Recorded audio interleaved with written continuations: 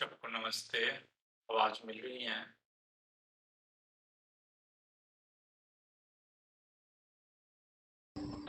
Sir नमस्ते sir. नमस्ते नमस्ते, सर, मिल रही है नमस्ते। सर। जी, नमस्ते, सबको नमस्ते। आइए तो चर्चा को आगे बढ़ाएँ। टिकास पे तो हम लोगों ने चर्चा कर लिया था। IRATP पे जितनी चर्चा करने लायक चीज़ें थी। एक आध सवाल डाटा लॉगर से भी रहता है। खास करके इससे सवाल वही रहता है जो हम लोग मैसेज जनरेट करते हैं, यानी फॉल्ट मैसेज जो जनरेशन होती है, उस पे भी चर्चा करेंगे। बट उसके पहले नॉर्मली तो ओईएम लेवल पे सवाल नहीं के बराबर पूछता है, बट है क्या कि डाटा लॉगर में मुझे लगता है इलेक्ट्रॉनिक्स ही इकलौता बचा है। एसपीएल भी लेके आया था, बट हमें लगता है कि इलेक्ट्रॉनिक्स को छोड़ के भी मार्केट में कोई है नहीं।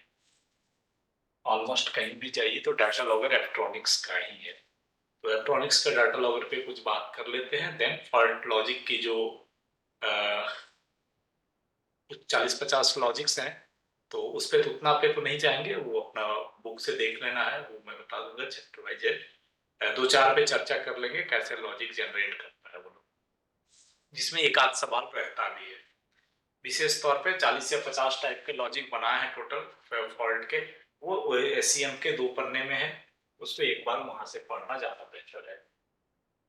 डाटा लॉगर जो इलेक्ट्रॉनिक्स का है, उसमें मूलतः बहुत कुछ कुछ नहीं है। खास करके जो सिग्नल के टेलीकॉम के लोगों को तो सिर्फ लिंक से मतलब रहता है कि अगर लिंक नहीं है तो उनकी सहायता लेनी पड़ती है। नहीं तो ज्यादा कुछ है नहीं। एक लाइन में छोटा मोटा कहिए विदाउट डिस्प्ले का कंप्यूटर है वो, जिसमें आपके पास एक सीपीयू कार्ड है, उसके बाद digital digital analog input card है, एक पीसी लगा देते हैं लोकल, जहां से कि हम लोकली कर सकते हैं। दैट इज नॉट मैंडेटरी, ये मैंडेटरी नहीं है, डिजायरेबल है कि स्टेशन के लोग वहां पर जो स्टाफ हैं वो डाटा लॉगर का कंप्लीट यूटिलाइजेशन करने के लिए जो इवेंट लॉग हो रहा है 24 आवर में, या जब भी उसको फुर्सत मिल रहा है, तो वो सर रिपोर्ट एनालिसिस। जी। सर आज एस्टेब्लिशमेंट का क्लास था सर। 18 था कि 17 था, पता नहीं। मैं तो लिंक भी दे दिया, लगता है फ्राइडे है ना, वो आज सैटरडे है। जी, आज तो एस्टेब्लिशमेंट का क्लास था। कल हम लोग किसका किए थे? कल तो सर कवच का क्लास किए थे सर। किए थे ना। चलिए इसी को कर लेते हैं। अब मंडे को एस्टेब्लिशमेंट कर लेंगे। Okay sir. लेकिन ओके लेकिन सर। लोग तो अलग अलग है। बट मैं लगता है लिंक भी आज इसी में डाला था ना, एस्टेब्लिशमेंट में तो लिंक नहीं डाले थे। देखो मैं, देखिए आज दिमाग से निकल के, वही है ना। एस्टैब्लिशमेंट में डाले हैं सर। अच्छा, एस्टैब्लिशमेंट लिंक में डाला हुआ था। एस्टेब्लिशमेंट में लिंक डाले ना। चलिए तो उधर उसी स्लाइड को खोलते हैं। कुछ लोग आगे, हाँ उसी के स्लाइड खोलते हैं, चीज तो एक ही है, आगे बढ़ते हैं उस पे। ओके, ध्यान में नहीं रहा। हाँ, रेल वाले लोग हैं, कभी ना कभी तो मिस्टेक होना ही है ना, दिमाग में रहे। ये मुझे आज फ्राइडे दिमाग में चल रहा है, क्योंकि फ्राइडे है।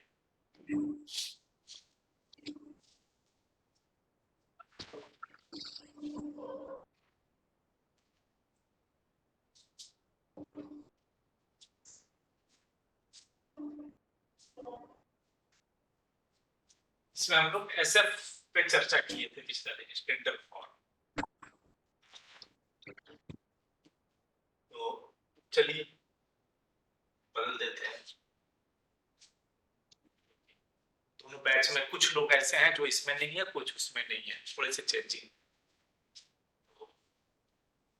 हम लोग यहाँ पे प्रेसिडेंट पे बात करके स्टैंडर्ड फॉर्म पे शायद पिछला दिन चर्चा कर लिए थे कि जो SF1 से लेकर SF11 तक है, SF12 तक है, इनका क्या फंक्शन है, जिसमें SF9 को ओमिट कर दिया। SF9 अब हमारे पास नहीं है। तो यहाँ तक की चर्चा हमारी आपकी हो गई थी।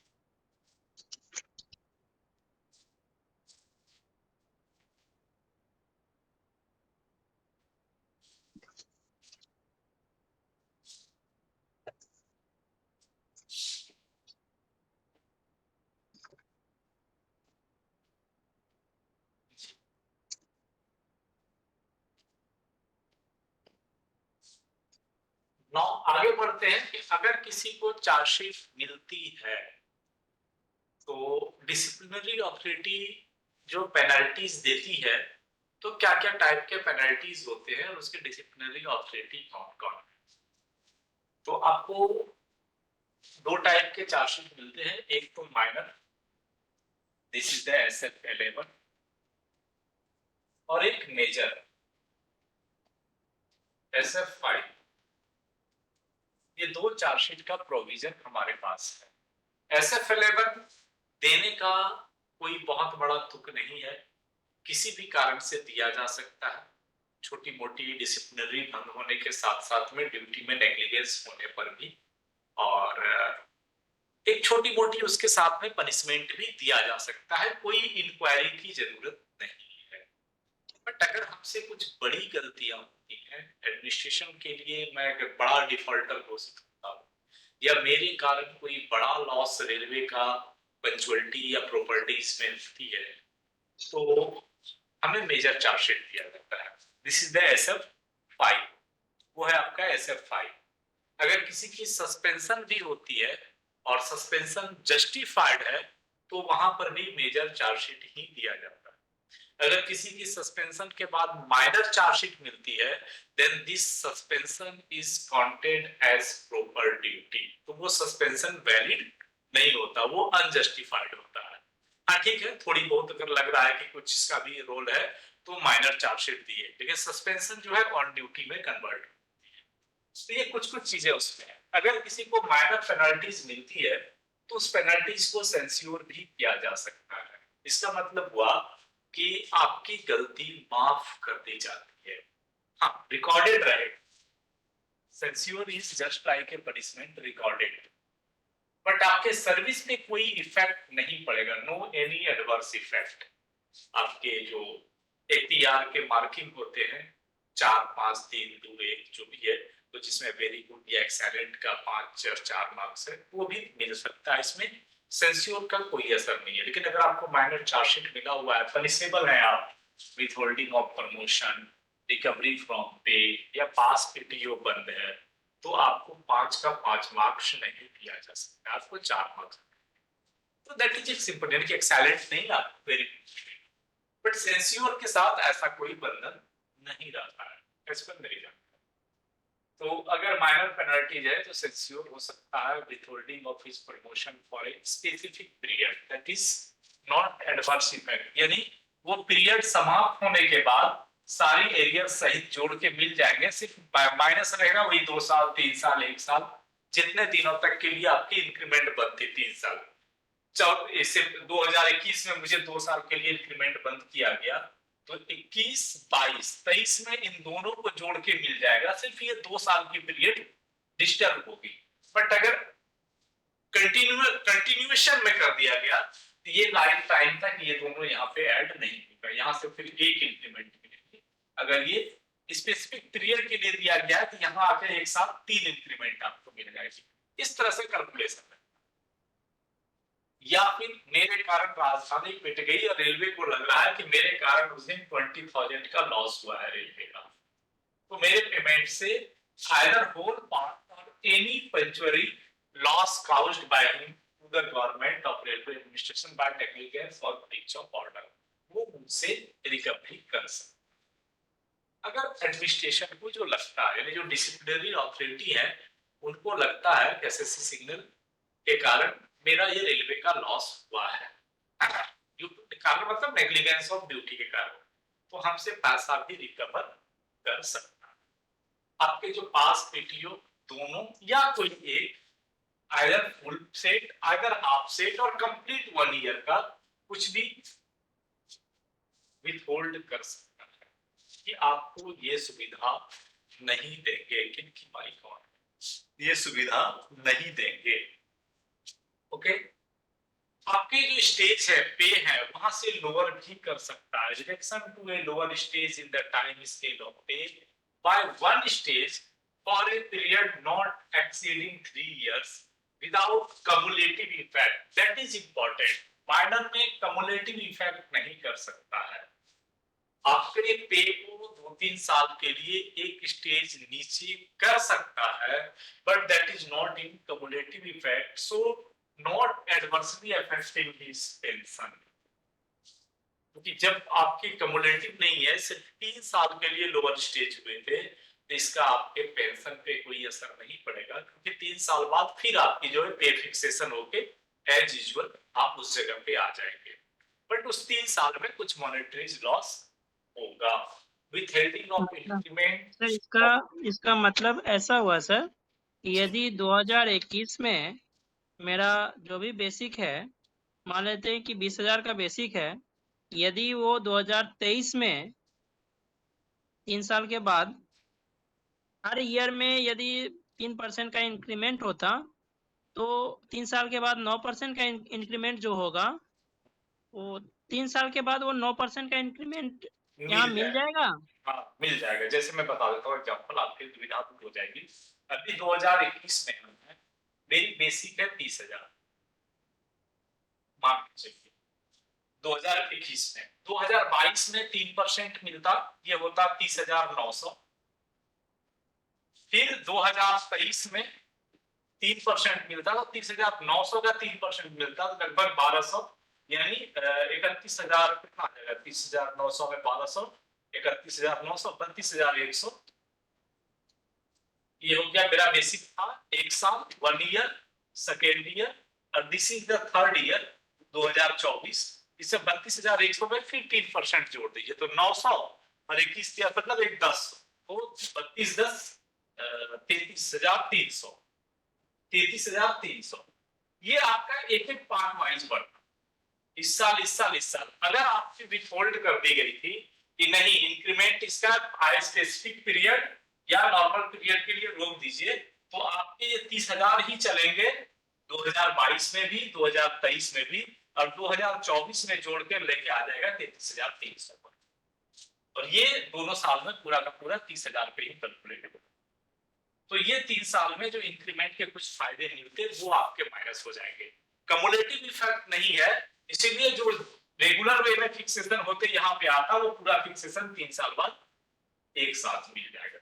तो आपके पेंशन पे इसका कोई असर नहीं, ये वाला पार्ट का पेंशन के समय कोई असर नहीं पड़ेगा, उसको बोलते हैं adverse effect. But that is withholding of increment of pay. ये इंक्रीमेंट ऑफ पे है।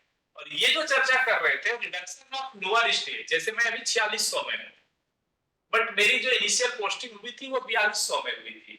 तो एडमिनिस्ट्रेशन को पावर है, रिक्रूट ग्रेड से नीचे नहीं कर सकता है, बट एडमिनिस्ट्रेशन को पावर है कि मुझे कुछ समय के लिए 4200 में लाके खड़ा कर सकता है कि मैं अभी एसएससी हूं, रहूंगा एसएससी ही, डेजिग्नेशन में चेंज नहीं आएगा, मेरी स्केल 4600 जीपी से गिरा के 4200 जीपी पे ले आएगा, और मुझे 4200 की जीपी में रखेगा 1 साल 2 साल। तो उसमें जो इफेक्ट है वो कम्युलेटिव नहीं होगा, वो 3 साल तक मुझे एक स्टेज बिलो करके पेमेंट कैलकुलेट कर सकता। दैट इज ये है, ये बात reduction to a lower stage in the time scale of pay by 1 stage for period not exceeding 3 years। Sir तो अभी तो बेसिक पे जो बनते हैं वो तो पे मैट्रिक्स के अकॉर्डिंग रहते हैं, तो अब वो 4600 में पहले था, अभी उसको लोअर स्टेज में करके 4200 में कर दिए, फिर पे मैट्रिक्स का कौन सा पकड़ेंगे, ये कैसे डिसाइड होगा सर? तो क्लरिकल वाले लोग का है, जाएंगे नहीं। नॉर्मली क्या होता है कि आपका जो पे मैट्रिक्स है ना, आप देखिएगा कि 4200 वाले को पढ़ने पे जिस मतलब लेवल 6 वाले का उसका एक अलग स्केल पढ़ने का है, उसके कुछ अलग जंपिंग है, लेवल 7 का अलग जंपिंग है, लेवल 8 का अलग जंपिंग है। उसके जो 7 पीसी का चार्ट सब आता है व्हाट्सएप यूनिवर्सिटी से घूमते घामते वहां पे नजर आएगा। तो आपको 4600 वाले का स्केल पे नहीं 42 वाले के स्केल पे जंप कराया जाएगा। आपका पे प्रोटेक्शन तो रहता है, बेसिक उतना ही रहेगा, बट यहाँ पे बढ़ने वाली सुविधाएं घट जाती है। अब कितना घटेगा, क्या घटेगा, दैट इज कैलकुलेशन का विषय, उस पे नहीं जाएंगे, क्लरिकल कैडर का काम है पे फिक्सेशन करने का। आजकल तो पूरा का पूरा चार्ट है, देखेंगे तो लेवल 6 का किस हिसाब से बढ़ रहा है, लेवल 7 का किस हिसाब से बढ़ रहा है, लेवल 8 का किस हिसाब से बढ़ रहा है, तो उस समय आपका लेवल 6 के हिसाब से बढ़ेगा, है आप लेवल 7 में। लेकिन हाँ, रिक्रूट लेवल 6 का होना चाहिए। अब जैसे आप लेवल 7 में रिक्रूट होके ही आए हैं, और आप लेवल 7 में हैं तो फिर आपको एक स्टेज लोअर नहीं कर सकता है, आपकी इंक्रीमेंट ही विथहोल्ड कर सकता है, क्योंकि रिक्रूट लेवल से नीचे करने का अधिकार किसी के पास नहीं, आपको वही लगेगा। अब बाकी पैसे का हिसाब किताब का वो लिस्ट अपने अपने हिसाब से अलग अलग। ओके, तो ये था हमारा माइनर पेनल्टी का। और ये खूब पूछता है, ध्यान रखिएगा जरूर, यही 4-5 पॉइंट रहते हैं, पॉइंट दे देंगे और लिख देंगे ये माइनर पेनल्टीज है या मेजर पेनल्टी है, या फिर लिखेगा which of the following is examples of minor penalties, और इसमें से कोई दे देंगे या मेजर का डाल देगा, तो थोड़ा सा नजर रखना है, क्योंकि बहुत सारा सवाल दिखता है तो इस टाइप के पूछते हैं। मेजर पेनल्टीज पे आइए, ये देखने में ही मेजर है, आप सेंटेंस को गौर से पढ़िएगा, मेरी जैसी गलती नहीं करिएगा। ये 3 घंटे को एग्जाम को 1 घंटे में देके झूठ मूठ का टाइम पास कर रहे हैं। 3 घंटा मिला है तो 3 घंटा पढ़ना है, तो अगर आप ध्यान से पढ़ेंगे तो हमें लगता है कि सेंटेंस में ही पता चल जाएगा कि ये सेंटेंस माइनर टाइप का या मेजर का है। हमने पीछे भी पढ़ा, अब इसका पढ़िए, reduction to a lower stage, वहां भी था reduction to a lower stage, यहाँ भी है reduction to a lower stage, बस इसके स्टेटमेंट में चेंजिंग है। In the time scale of pay for a specific period with further directions as to whether the expiry of such period the reduction will or will not have the effect of postponing the future increment of his pay। वहां पे clear cut लिखा है कि lower stage कर सकता है, लेकिन fix है 3 साल से अधिक नहीं कर सकता, और उस लोअर स्टेज का एडवर्स इफेक्ट पेंशन पे नहीं पड़ेगा, 3 साल के बाद वो कम्युलेटिव नहीं होगा, यानी कि पीछे से जोड़ के फिर आप सही जगह पे आ जाएंगे। बट यहाँ बहुत सारा ऑप्शन है कि reduction of A lower stage in the time scale of पे 2 साल 3 साल 5 साल के लिए कर सकता है, स्पेसिफिक पीरियड के लिए, और उसके बाद है with other direction as to where on the expiry of such period the reduction will और will not have the effect of postponing the future increment of his pay, कि वो जो रिडक्शन किया गया था वो कम्युलेटिव रहेगा या नहीं रहेगा।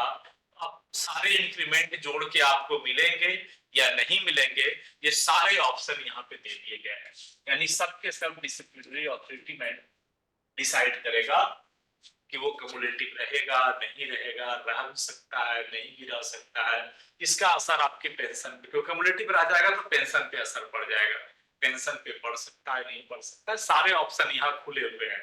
बट वहां पे वांटेड रिडक्शन करिए, लेकिन validity is 3 year maximum, after 3 year सारा पैसा जोड़ के दे दीजिए, सिर्फ वो 3 साल का गैप का लॉस है उसके पास, so that is minor. Next, reduction of lower time scale of pay grade post और सर्विस, वहां पे पोस्ट लोअर नहीं कर सकता है, जैसे मैं जेई हूं जेई था एसएससी बन गया हूं, लेकिन मुझे माइनर में जेई का पैसा दे सकता है 3 साल, जेई नहीं बना सकता माइनर चार्जशीट, यहाँ पे मुझे जेई बना सकता है, पैसा भी कम कर सकता है, चाहे तो ग्रेड भी कम कर सकता है, पोस्ट भी नीचे लेके जा सकता है, but not below the recruit post, जो हमारी रिक्रूटमेंट की पोस्ट है वहां से नीचे नहीं, और सर्विस विथ और without further directions regarding conditions of restoration to the grade और पोस्ट और service from which the railway servant was induced and his seniority and pay on such restoration to the grade post of service, यानी कितना loss पहुंचा सकते हैं या उसको कितना मर्सी कर सकते हैं, each and everything is decided by the disciplinary authority। सारा पावर है, मुझे लोअर करके ही रख सकता है, लाइफ टाइम तक जेई रख सकता है, हमारे सर्विस सीट में लिख दे सकता है कि फर्दर कोई प्रमोशन या इंक्रीमेंट इसको नहीं मिलेगा, कंप्लीट लाइफ इसी में इसको जॉब करना है, वो भी कर सकता है, तो ईच एंड एवरीथिंग पॉसिबल है, इसलिए ये मेजर है, कंपलसरी भगा सकता है, तुम करने के लायक नहीं हो चले जाओ, कंपलसरी रिटायरमेंट मेजर पेनल्टी में जबरदस्ती भगा सकता है, सर्विस से रिमूव कर सकता है, removal from service which shall not be disqualification of future employment under the government or dismissal from service, कई बार क्वेश्चन पूछा है डिफरेंस रिमूवल फ्रॉम सर्विस और डिसमिसल फ्रॉम सर्विस में, इसलिए मैंने इसको डिटेल से यहाँ लिख दिया है। मेजर पेनल्टीज में आपको सर्विस से रिमूव भी कर सकता है या डिसमिस भी कर सकता है, दोनों में नौकरी से भगाए, और यह कंपल्सरी रिटायरमेंट भी कर सकता है। कंपल्सरी रिटायरमेंट में आपको पेंशन मिलती है, रिमूवल कर देगा सर्विस से, पेंशन नहीं मिलेगा, भगा दिया, सर्विस से ही खत्म कर दिया। अब मर्सी पे डिपेंड करता है, कुछ पेंशन मिलना है नहीं मिलना है, that is the disciplinary authority. But compulsory retirement में आपको पेंशन मिलेगा। डिसमिस फ्रॉम सर्विस में भी आपको पेंशन कुछ नहीं मिलेगा, ग्रेजुइटी भी नहीं मिलती है, रख लेता है, यहाँ सब चीज मिलता है कंपल्सरी रिटायरमेंट में, सिर्फ आपको सर्विस से घर भेज दे रहा है, नॉर्मल टाइम पे रिटायरमेंट की प्री मेच्योर रिटायरमेंट भेज दिया। रिमूवल में और डिसमिसल में ग्रेजुइटी नहीं मिलती है, रख ली जाती है। ये सब कहानियां हैं। उसके अलावा रिमूवल की जो सबसे बड़ी बात है कि यहाँ पे अगर आप रेलवे से रिमूव हो गए, मैं आज रेलवे से रिमूव हो गया, तो अगर जितने भी गवर्नमेंट जॉब है वहां मैं फिर अगेन रिक्रूट होकर नौकरी कर सकता हूँ, अगर हमारी एबिलिटी है तो हम कर सकते हैं। बट अगर मुझे डिसमिस करके भगा दिया, देन किसी भी सरकारी नौकरी में मुझे डिस्क्वालीफाई कर दिया, यानी गवर्नमेंट या पब्लिक सेक्टर की नौकरी में आपके लिए अब कोई जगह नहीं। So this is the difference. और कोई बेनिफिट नहीं मिलता है, ना तो डिसमिसल में कोई बेनिफिट मिलेगा आपको, ना रिमूवल में कोई बेनिफिट मिलेगा। आप झोला उठाइए, लेके चले जाइए। So this 4 to 5 penalties is major penalty. इस पांचों को पढ़िए, पांचों में दिखता है कि ये मेजर है। तो बहुत जगह जो मैं सवाल मुझे जितना भी मिला, बहुत सारा क्वेश्चंस आप लोग के एस्टेब्लिशमेंट वाले टेस्ट पेपर में रहेगा भी या आगे चल के मिलेगा भी। अभी तो धीरे धीरे कर रहा हूँ, क्वेश्चन सेट सब रेडी हो रही है। दो फायदे हैं, एक तो मेरा भी रिवीजन हो जा रहा है, यानी क्वेश्चन बनाते बनाते थोड़ा मेरा डाटा क्लियर हो जाए और एग्जाम में फायदे हो जाए मेरे लिए। बाकी आप लोग के लिए जितने टेस्ट देंगे उतना फायदा तो होना ही होगा। कोशिश कर रहे हैं जो नायर पूछती है बिल्कुल उसी टाइप का पेपर सेट हमारा बनता रहे। बाकी ऊपर वाले की इच्छा, हम लोग तो मेहनत ही कर सकते। तो ये वाला सवाल जी सर ये 14/2 क्या होता है जिसमें यूज करता है रेलवे किसी को पनिशमेंट देने के लिए? वो रिमूवल होता है कि 14/2 एंड 1 है, फिर 2 ही नहीं है। 14/1 एंड 2 में लिखता है कि रेलवे एडमिनिस्ट्रेशन को इंक्वायरी की कोई जरूरत नहीं है।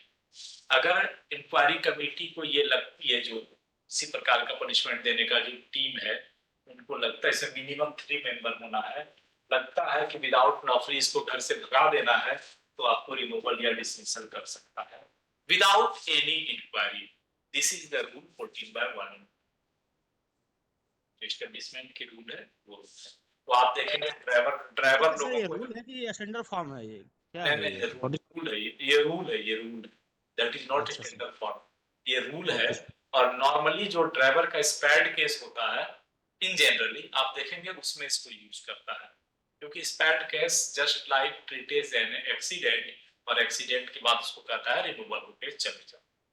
तो दैट इज द, बट हाँ 45 डेज तक उसको यहाँ पर भी मिलता है कि आप अपील कर सकते हैं हायर अथॉरिटीज को, अपील करने का प्रोविजन है। ऐसा नहीं कि भगा दिया अब आप अपील नहीं कर सकते, अपील करने का प्रोविजन है।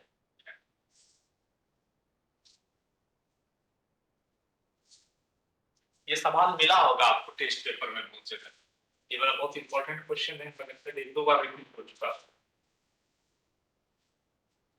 सर एक सवाल है सर, जी यदि मेजर पेनाल्टी दिया गया, किसी एसएससी को जेई में डाउनग्रेड कर दिया गया और बोल दिया गया कि आपको 15 साल के लिए जेई में ही रखना है, जी अब सर वो क्या मतलब कि जो भी एएसटी का एग्जाम है, क्या वो भी नहीं दे पाएगा नहीं, या वो दे सकता है?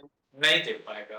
आप देखेंगे, एक सवाल मैं बार बार पूछता हूँ कि अगर कोई आपके ऊपर पनिशमेंट है, मैं आपको यहाँ पे क्लियर हो जाए, सवाल आ जा रही है स्लाइड से पहले, एक स्लाइड मेरा उस पर होगा, impact of penalties on promotion.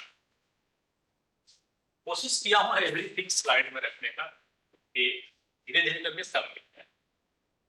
अगर आपको विथहोल्डिंग ऑफ कहा गया lower stage, reduction to lower stage में आप हैं, calling for selection may be called और प्रमोशन में भी प्रमोटेड, डिपेंड करता है आपके डिसिप्लिनरी अथॉरिटी। और अगर आपको लोअर टाइम स्केल में रखा है, reduction to lower time scale, कि 15 साल तक आपको वहीं पे रहना है, तो आपको नहीं भी कॉल कर सकता सिलेक्शन के लिए, may not be called. Promotion not be promoted during the penalty, जब तक आप पेनल्टीज में हैं आपको प्रमोट नहीं मिलेगा।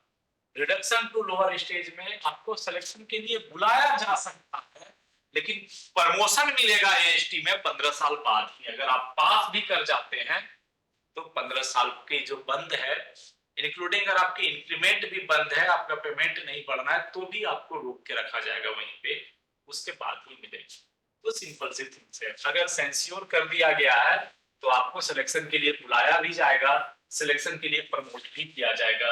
अगर प्रमोशन की स्टॉपेज है तो आपको सिलेक्शन के लिए नहीं बुलाया जा सकता है और प्रमोट भी नहीं किया जा सकता है। अगर रिकवरी ऑफ पिक्यूनरी लॉस जो लिखता है, तो मे भी आपको सिलेक्शन के लिए बुलाया जा सकता है, प्रमोट भी किया जा सकता है। पास पीटीओ में प्रमोशन पे असर नहीं पड़ता है, आपको बुलाया जा सकता है। इंक्रीमेंट की अगर होल्डिंग है, सिलेक्शन के लिए बुलाएगा, लेकिन जब तक आपकी इंक्रीमेंट नीचे है तब तक प्रमोट नहीं किया जाएगा। जिस दिन वो पनिशमेंट 3 साल 5 मैं 4600 ग्रेड पे में हूं, मुझे चार्जशीट मिल गया कि तेरे 5 साल की इंक्रीमेंट बंद। अगर मैं एएसटी पास भी कर जाता हूं तो मुझे 5 साल बाद उसका इफेक्ट मिलेगा। Not to be promoted during the penalty. Reduction to lower stage में है सेम, सिलेक्शन के लिए बुलाया जा सकता है बट प्रमोट नहीं होगा पेनल्टी तक। और अगर रिडक्शन टाइम स्केल में लोअर किया गया है, जैसे आपने बोला कि 15 साल 10 साल के लिए फिक्स करके किया गया है, तो हमें पर सिलेक्शन के लिए भी नहीं बुलाया जा सकता है।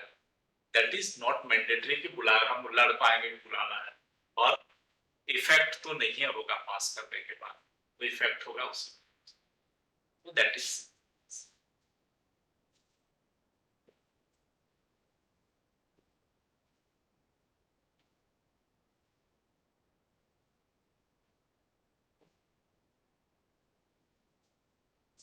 तो ये था हमारा माइनर पेनल्टीज और मेजर पेनल्टी।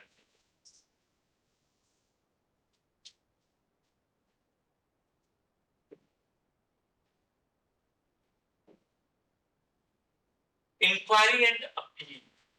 सबसे पहली बात तो है कि माइनर पेनल्टी की कोई इंक्वायरी नहीं है। Minor penalty just like a award है जिसपे कोई इंक्वायरी नहीं है। मैं एसएससी इंचार्ज हूँ, हेल्पर को 19 में हमसे जो 3 स्टेज लोअर है उसको चार्जशीट देने की अथॉरिटी मुझे है। 4600 में हूँ, 42 28 24 1900 और 1800 ग्रेड पे, इन दोनों को मैं पनिशमेंट भी दे सकता हूँ, चार्जशीट भी दे सकता हूँ। बट भगवान ना करे, मैं अब तक तो नहीं दिया 7-8 साल के चार्जशीट में, एक भी चार्जशीट लिखने का मौका नहीं मिला है, ना मिले कभी लाइफ में। और दूसरी चीज है कि अगर आप माइनर देते हैं इसमें कोई इंक्वायरी का प्रोविजन नहीं है। चार्जशीट दिया, उसका क्या जवाब आया नहीं आया वो आपके मतलब में है, आपको क्या उसकी पनिशमेंट देनी है, बस पीटीओ रोकना है, छोटे मोटे इंक्रीमेंट बंद करना है, आप कर सकते हैं।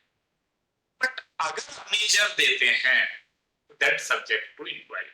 मेजर चार्जशीट देने के बाद आप पनिशमेंट नहीं दे सकते डायरेक्टली, क्योंकि पनिशमेंट बड़ा होता है। मेजर चार्जशीट दे दिया, पास पीटीओ रोक दिए, ऐसा नहीं होता।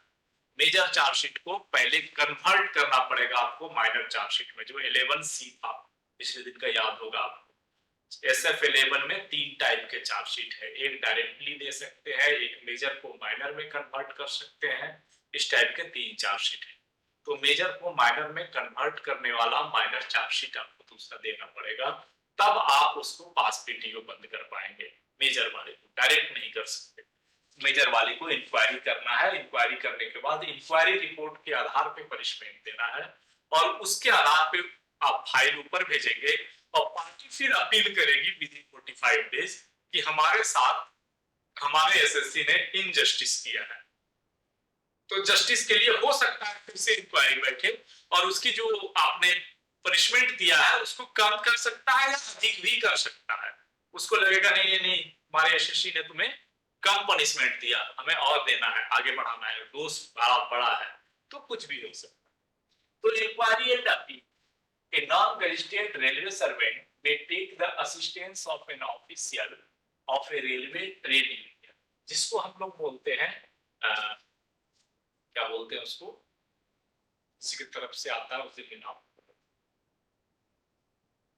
Defence concept. जैसे मेरा कोई हेल्पर है, उसको मैंने चार्जशीट दे दिया मेजर, अब वो मुझसे बात करने के लायक है नहीं, उसको समझ में नहीं आती है, तो वो किसी ट्रेड यूनियन का आदमी, NFIR, AIR किसी का भी ले सकता, या रिकॉग्नाइज जो which the railway servant employer present his case before the inquiring authority but shall not engage a legal practitioner for ever purpose except in the circumstance bound to clause। किसी भी recognise trade union के आदमी या कोई railway official को वो ले सकता है अपने डिफेंस में, लेकिन ये ध्यान रखना है वो लीगल प्रैक्टिशनर ना हो। ये ध्यान रखना है कि जो आदमी मुझसे बहस करने आएगा या ऑफिशियली हमसे बात करेगा वो लीगल प्रैक्टिशनर ना हो, तो वो उसके तरफ से बात कर सकता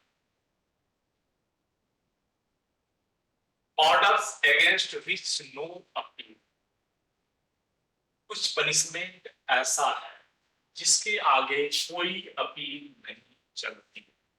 सबसे पहला, ये भी खूब सवाल पूछता है कि सुप्रीम अथॉरिटी ऑफ, जो पनिशमेंट देने का सबसे सुप्रीम अथॉरिटी है, उसके बाद कहीं कोई अपील नहीं चलती, तो that is the president of India. अगर कोई पनिशमेंट या ऑर्डर प्रेसिडेंट ऑफ इंडिया ने पारित कर दिया तो इस ऑर्डर या पनिशमेंट के अगेंस्ट आप कहीं अपील नहीं कर सकते। हाँ, कोई और पनिशमेंट दिया है तो यहाँ लास्ट सुप्रीम अथॉरिटी है, आप प्रेसिडेंट के पास जा सकते, लेकिन अगर किसी को प्रेसिडेंट ने ही मारा तो सर वो गाना कोई था जो सावन में ही आग लगाए तो उसको कौन बुझाएगा, सेम वहां से इसको लेके याद रखिए, जो पानी ही जिसमें आग लगा दे उसको बुझाएगा कौन।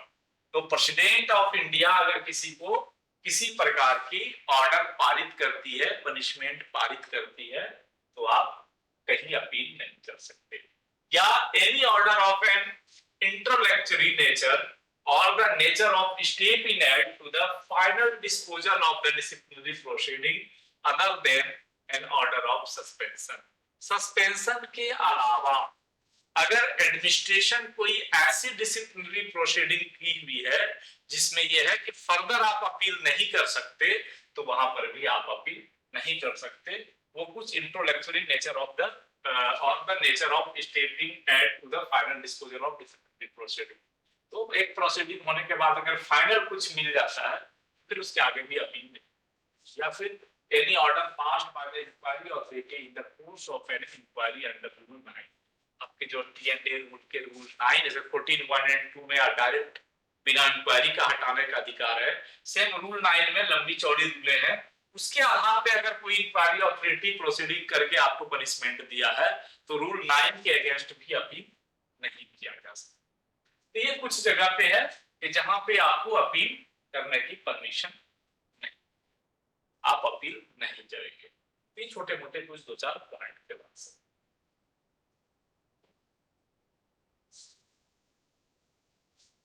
अगर किसी को चार्जशीट दे दिया, पनिशमेंट भी हो गई, कौन किसको अपील कर सकता है?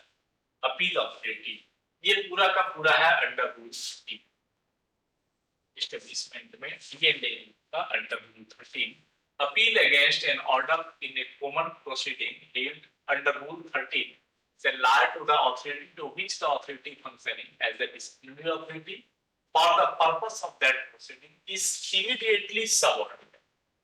That means a railway servant may prefer an appeal against an order imposing any of the penalties in Rule 6 of the precedent if such penalty is imposed by any other authority other than precedent। Rule 6 कहता है कि president के अलावा अगर किसी प्रकार का कोई अथॉरिटी आपको पनिशमेंट दिया है तो फाइनली प्रेसिडेंट तक आप अपील कर सकते हैं। कितना दिन में, ये खूब सवाल पूछता है कि कितना दिन तक अपील कर सकते हैं आप। Appeal is preferred with in a period of 45 days. ये सवाल लगभग पेपर में मिल जाएगा कि आप किसी भी पेनल्टीज या चार्जशीट के बाद अपील करने का अथॉरिटी कितना दिन का है। इंफॉर्मेशन एक्ट जो है, सूचना का अधिकार, उसमें आप कितने दिन के अंदर जवाब देना है, ये सब सवाल खूब पूछते हैं। दिस इज 45 डेज, वो है 30 डेज। कब से? जिस दिन पार्टी रिसीव किया, डेट जो 45 काउंट होगी, डेट जो 30 काउंट होगा, से मैं जिस दिन चार्जशीट का मुझे लेटर रिसीव हुआ, जिस दिन मैंने रिसीव किया उस डेट से 45 डेज। जिस दिन ऑफिस ने आपको रिसीव कॉपी दिया कोई भी इंफॉर्मेशन एक्ट का, या आपको मैं ये सूचना दूंगा, उस दिन से 30 डेज वो काउंट होगी, उतने दिन में उसको जवाब दाखिल करना है। 40 days from the date on which a copy of the order appealed against is delivered to the applicant। जिस दिन वो आदमी उस चिट्ठी को रिसीव किया, अगर उसको आप बाय पोस्ट भेजे हैं तो जिस दिन डाकिया उससे रिसीव कराया उस दिन से 45 डेज। कौन किसको चार्जशीट पनिशमेंट दे सकता है? This is the schedule of power, जिसको एसओपी बोलते हैं, डिफरेंट ग्रेड का। ये भी पूछता है। एक तो सबसे पहले थंब रूल है कि lower than 3 states. Senior supervisors in charge with grade pay 4200 and above, यानी 42 46 वाले लोग जो इंचार्ज के पोस्ट पे हैं, सेक्शनल वाला नहीं दे सकता, जो इंचार्ज के पोस्ट पे हैं, who are 3 grades below and lower than the disciplinary authority, अपने से 3 ग्रेड बिलो चार्जशीट देने का प्रोविजन है। और उसके अगेंस्ट में जो वो पार्टी अपील करेगा वो जूनियर स्केल, जो असिस्टेंट की एएसटी, हम एसएससी होके चार्जशीट देंगे और अपील जिसको करेगा वो एएसटी। ठीक है। असिस्टेंट ऑफिसर जो आपकी एएसटी है, group B state group A normally AST उसको बोलता है, वो 2400 ग्रेड पे तक वो चार्जशीट दे सकता है। 1900 तक हम दे सकते हैं, हमसे एक ग्रेड ऊपर 2400 तक एएसटी दे सकता है। और वो 2400 ग्रेड पे, यानी हमारा ग्रेड 2 का स्टाफ, वो अपील कर सकता है सीनियर स्केल, वो अपील करेगा सीनियर स्केल ऑफिसर। और सीनियर स्केल ऑफिसर आपका 2800 ग्रेड पे तक को चार्जशीट दे सकता है, ग्रेड 1 को दे सकता है, एमसीएम को आपके डीएसटी साहब भी नहीं दे सकते।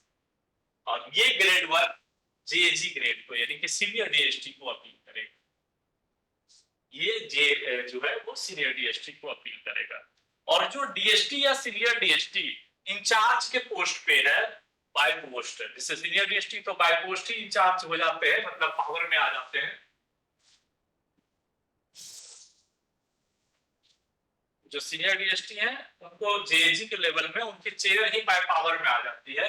बट अगर किसी सीनियर स्केल ऑफिसर को होल्ड किया हुआ है इंडिपेंडेंट, तो अगर जेएजी या सीनियर स्केल जो इंडिपेंडेंट चार्ज में है, वो किसी भी नॉन गजिस्ट्रेट को भी अप टू एसएससी तक, यानी 1800 से 4600 ग्रेड पे तक के किसी भी स्टाफ को चार्जशीट दे सकते।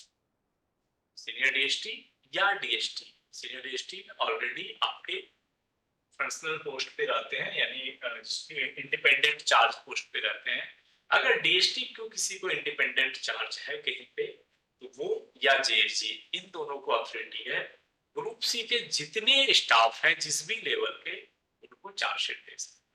और उनके अगेंस्ट में जो हम अपील करेंगे, this appellate authority is the ADRM, additional divisional railway manager. आप एडीआरएम अपील करें। प्रेसिडेंट और railway board, suspension and the penalties specified in clause 1 to 6 of Rule 6, railway servant not classified either a Group A or Group B।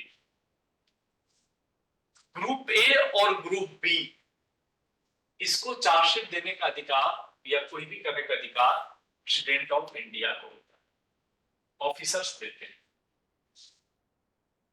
Rail president और railway appellate authority. और इनको railway board कुछ देगा तो president of India के पास appeal कर सकता है, एक चार्ज वाला रेलवे बोर्ड। और जिसको प्रेसिडेंट ही कुछ दे दिया उसके पास कोई अथॉरिटी नहीं है वो किसके पास अपील करने चाहे।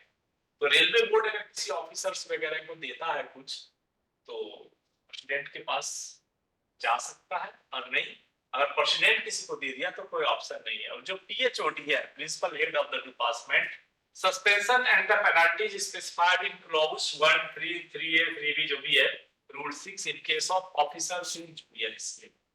PHOD जो है वो जूनियर स्केल्स को इस सब रूल के आधार पे सस्पेंशन वगैरह कर सकता है। किसी AST को सस्पेंड करना है वो PCST ही कर सकते हैं, सीनियर AST को सस्पेंड नहीं करेगा। तो दैट इज सिंपल क्लाउज। तो जो छोटे मोटे सवाल आते हैं यही सबसे आते हैं, एक आध सवाल रहने का प्रयोजन रहता है, उससे अधिक रहता नहीं है। इस पे चर्चा हम लोगों ने कर लिया, इस प्रकार की पेनल्टी पे क्या इम्पैक्ट आपका आएगा।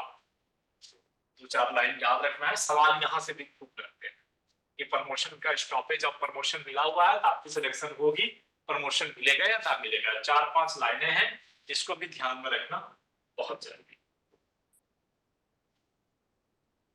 नेक्स्ट उसी D&A रोल पे हमने कुछ 2-4 छोटे छोटे सवाल जो अब तक पढ़े यहाँ पे करके रखे हैं, थोड़ा पढ़ लेते हैं। सिर्फ स्क्रीनशॉट मिल जाएगा, आप लोग भी पढ़ लीजिएगा फिर पढ़ने के पर्पज से। कुछ ऑब्जेक्टिव इधर उधर से that is the collecting according to ये किन्हीं का आवाज आ रही है, कुछ क्या बोल रहे हैं?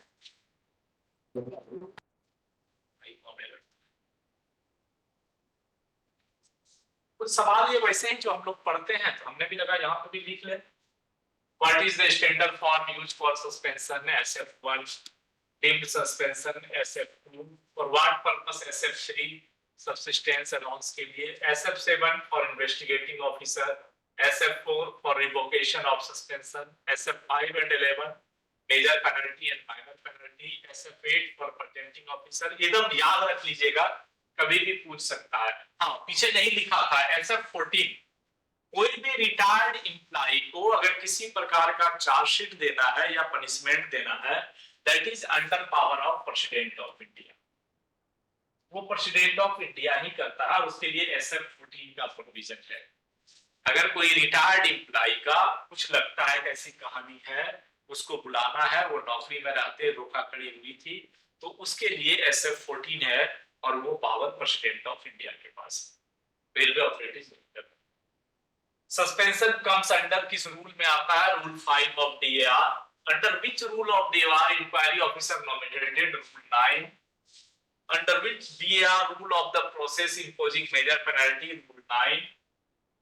Under which DAR rule provision for the penalty given? Rule 6। Under which DAR rules provision of revision given? Rule 25। under which DAR rule can be appeal made for the president? Rule 31. under which DAR rule appeal can be? Rule 18.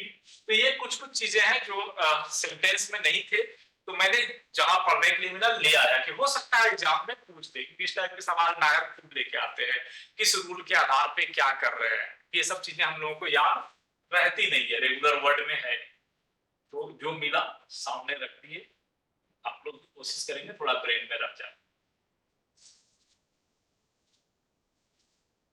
Which article of the Constitution the principle of natural justice mentioned? Article 311 का 2, जो public को justice मतलब बायस नहीं होना चाहिए, वो संविधान के 311 2 आर्टिकल में है। Is traveling allows admission to suspended employee? Yes, दिया जाता है, हम लोग पीछे भी पढ़े, हेडक्वार्टर से इंक्वायरी पर जाने के लिए, बट इसमें एक क्लॉज है कि वो इंक्वायरी की जगह ऑन डिमांड नहीं हो। एडमिनिस्ट्रेशन ने अगर तय किया है तो मिलेगा, और अगर पार्टी के ऑन रिक्वेस्ट पे हुआ है तो नहीं मिलेगा। Under what rules an employee can be dismissed from a service without complying with the principle of natural justice? यानी वही जो पीछे हम लोग चर्चा किया कि बिना किसी इंक्वायरी का स्टाफ को डिसमिस या रिमूवल करेगा 14/2 डिसमिस करने का।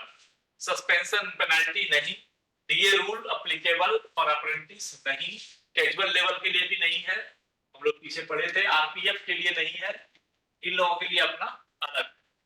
डेट ऑफ इफेक्ट, ये डीए रूल कब से है? 1 अक्टूबर 1968 से। 11B ये तुम लोगों ने पढ़ लिया, माइनर पेनल्टी चार्जशीट है। और अंडर हुज सिग्नेचर SF3, ये तो सस्पेंडेड एम्प्लॉय अपील करता है फॉर सब्सिस्टेंस अलाउंस के लिए। SF3 certificate of suspended employ that वो अनएम्प्लॉय है, मुझे सब्सिस्टेंस अलाउंस दीजिए। How many penalties in DAR? 11 penalties हैं। Minor penalty can give it to SF5, yes. SF5 पे माइनर मिलेगा, बट SF5 मेजर है, इसको माइनर में कन्वर्ट किया जाता है। चार्जशीट देखा 11C या कुछ है। Period for appeal under DAR that is the 45 days। तो जो पीछे हम लोगों ने पढ़ा वो, और उसके साथ में कुछ छोटे मोटे और चीज मिलके ये 2-4 स्लाइड के हमें क्वेश्चन बना। सर टोटल पेनाल्टी 11 है या 9 है सर? 1 से लेके 12 तक पढ़े ना, जिसमें 9 नहीं है। सर पेनाल्टी सर मुझे ध्यान में एक्सेप्ट फॉर, हाँ जी, how many penalties are there in DAR? हाँ तो सर माइनर में टोटल 4 पेनाल्टी है और मेजर में एक टोटल 5 है। माइनर में टोटल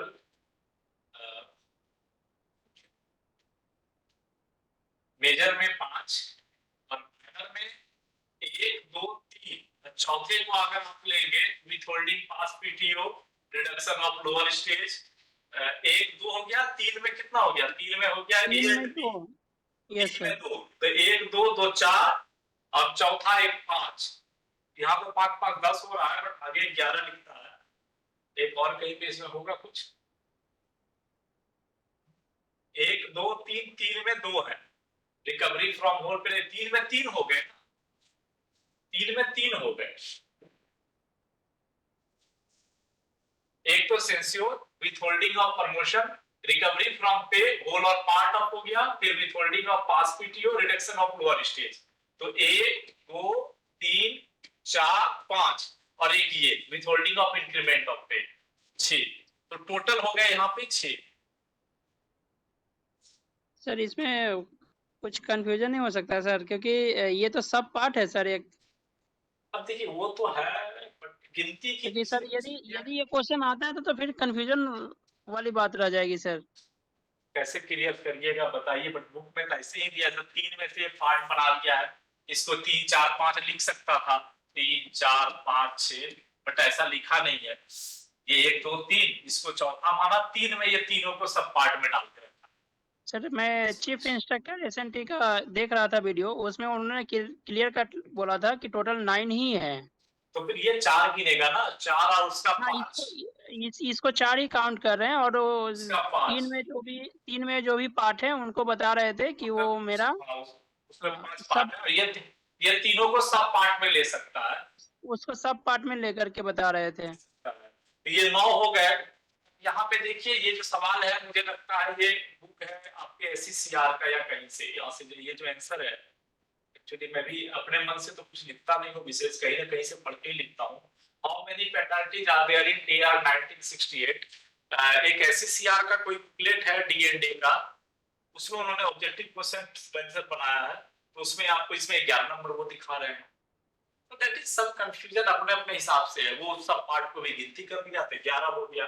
अब वहाँ ऑप्शन देख के हम लोग दिमाग लगा सकते हैं, अगर 9 और 11 दोनों ऑप्शन हो गए तो दैट इज कंफ्यूजेबल। अगर 9 और 11 दोनों रह गए तो ये गड़बड़ है, पक्का किसको माने। ओके सर, कंफ्यूजन होगी उस समय। थोड़ा तो रहता है, ये 100% नहीं कर सकते हैं क्लियर, थोड़ा ये सब चीजों में रह जाती है। तो अकॉर्डिंग टू 2-4 जगह पढ़ते पढ़ते आंसर ज्यादा आ रहा है, प्रोबेबिलिटी उसको याद रखना है। कुछ चीजें तो आ ही जाती है 100%। देखिए वहां पे क्या है, 3 के सब पार्ट का 3 अलग अलग है, अब उसको एक मानना चाहिए 3 के सब पार्ट में।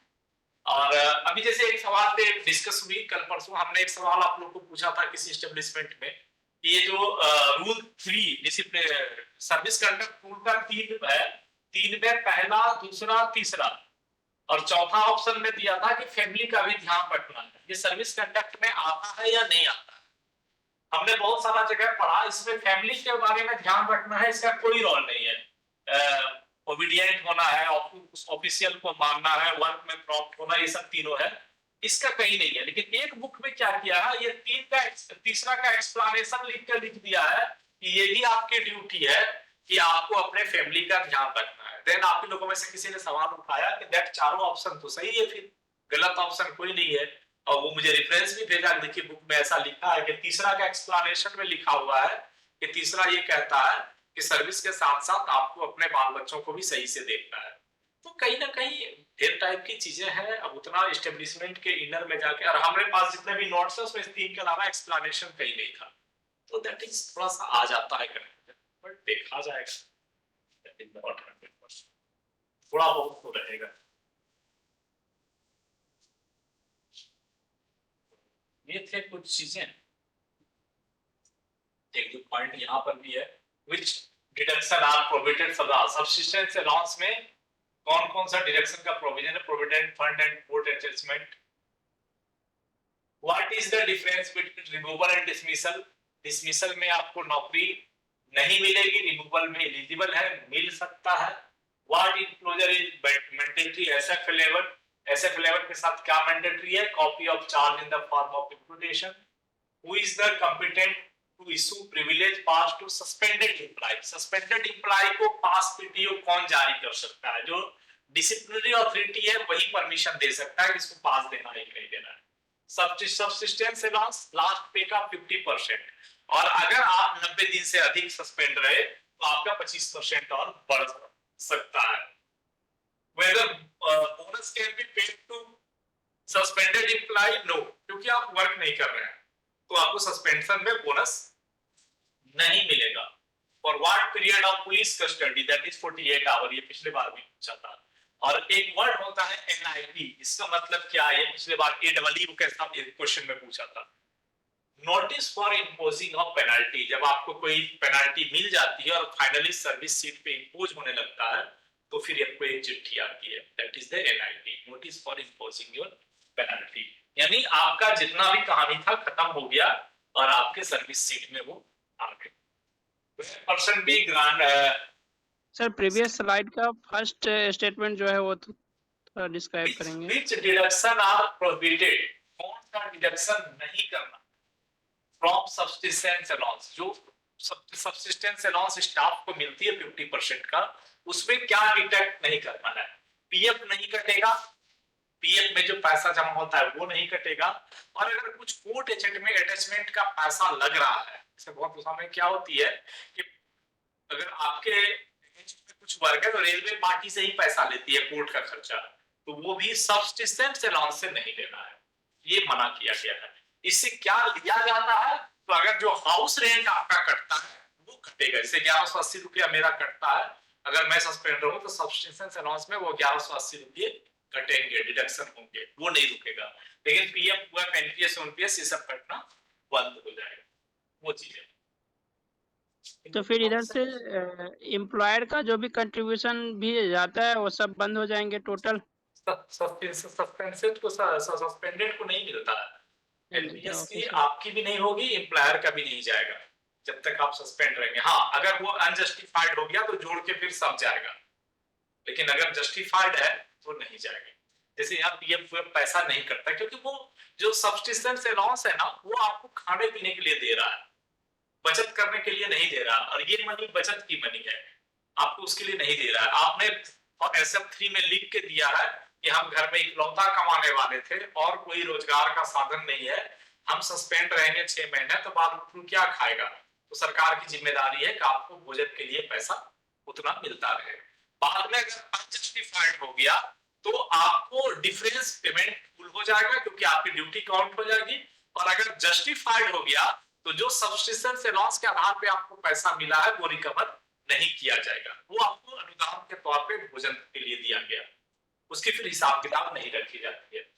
थोड़ा ये कोर्ट अटैचमेंट का बता दीजिए सर। कोर्ट अटैचमेंट जैसे कोर्ट अटैचमेंट है, आप सुने होंगे कि कोई स्टाफ, जैसे आप कैट में केस किए या जो भी केस किए, और अगर वो आपके फेवर में नहीं होती है, डिसीजन वगैरह आपके फेवर में नहीं होती। आप सस्पेंड है, कोर्ट डिसीजन एडमिनिस्ट्रेशन के पक्ष में दे दिया, तो फिर वहां पे एक क्लॉज है कि एडमिनिस्ट्रेशन का जितना खर्चा होगा वो आपके पैसा से काटा जाएगा, यानी आपकी ग्रेजुएटी, आपका पैसा, आपका पेमेंट वहां से रिकवर किया जाएगा, क्योंकि अननेसेसरी आपने रेलवे को कोर्ट में खर्चा करवाया।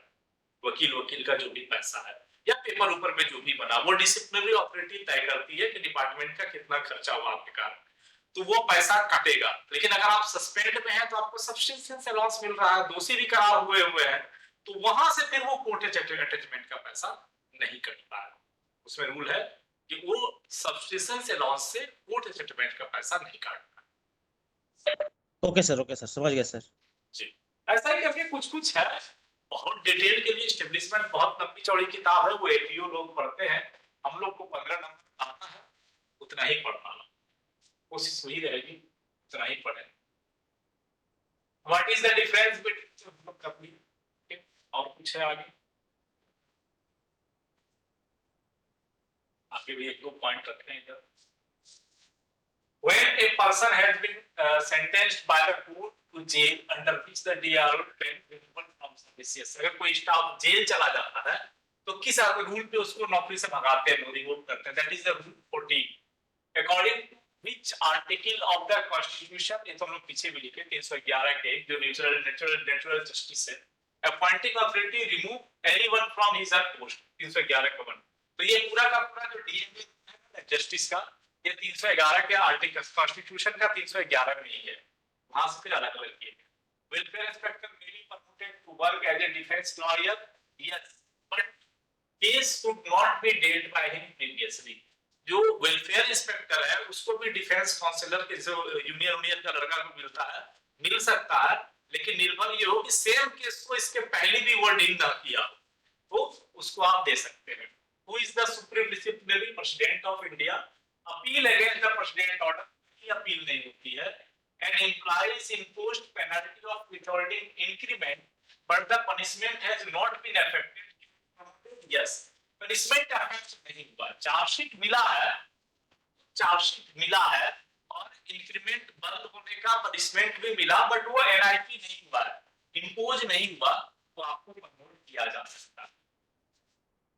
Any member of All India Service, DAR 1968 not applicable to RPF, casual labor, who President has granted exemption, any member of All India Service। अब इस पे भी कंफ्यूजन है, who is the All India Service। मेरे नजर में जिनको UPSC की तरह यानी कि group B group A officer बन गया वो ऑल इंडिया सर्विस में, बाकी कहीं और क्लासिफिकेशन हो तो अलग बात। DAR में 45 डेज तक आप अपील कर सकते हैं। What is the limit of appointing defense counselor? Within 20 days of appointment of inquiry officer। Defence counsellor कितने दिनों तक अपॉइंट करने का समय मिलता है, जिस दिन इंक्वायरी ऑफिसर की अपॉइंटमेंट हो गई उसके 20 दिन के अंदर इंक्वायरी चलाने के लिए डिफेंस काउंसिलर अपॉइंटमेंट हो जाना चाहिए।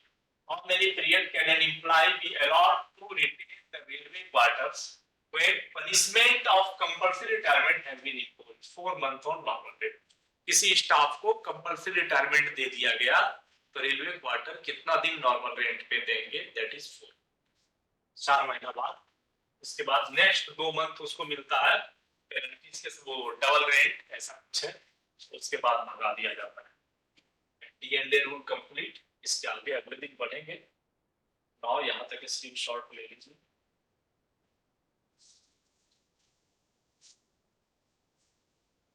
एक चीज बार बार कहेंगे आप लोगों को कि इस पे प्रीवियस ईयर खूब ध्यान दीजिएगा, ऐसे मैं क्वेश्चंस में रिपीट करने का कोशिश कर रहा हूं टेस्ट सीरीज में, बट मेरा अनुभव जो रहा पिछला एग्जाम में प्रीवियस ईयर डी&ए इन दोनों पे खूब ध्यान दीजिएगा। अभी रिपीटेड क्वेश्चन रहता है ऑलमोस्ट, तो कम मेहनत में ज्यादा